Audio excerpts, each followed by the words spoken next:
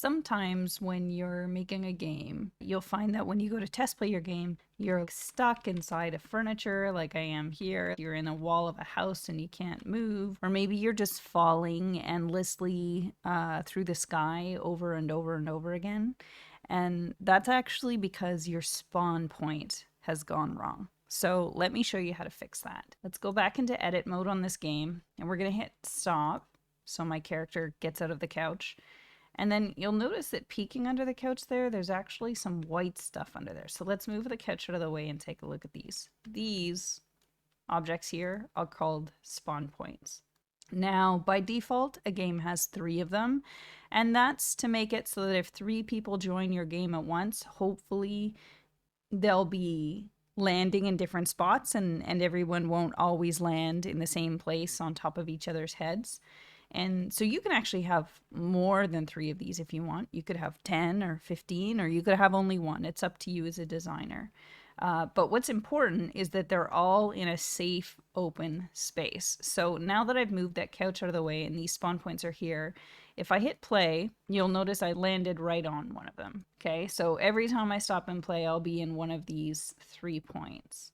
If I hit return to game up here, they're going to be invisible again because the spawn points indicate where the player is going to start, but it's not actually necessary for them to be visible in the game, so that's why you can't see them here.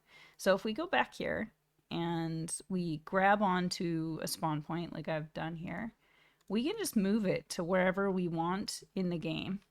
To make sure that it's on the ground, like if you're moving it, say, on top of something, say we want our spawn point up there, if you move it by the little blue dot, that'll make sure that the spawn point is sitting on top of the object and not slightly buried in it.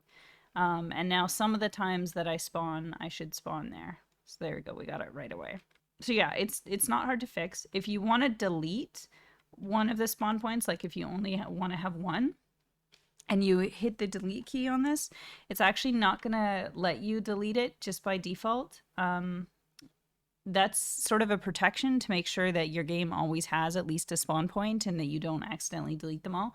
But if you want to delete one on purpose, you have to remove this tag right here. It's with the spawn point selected.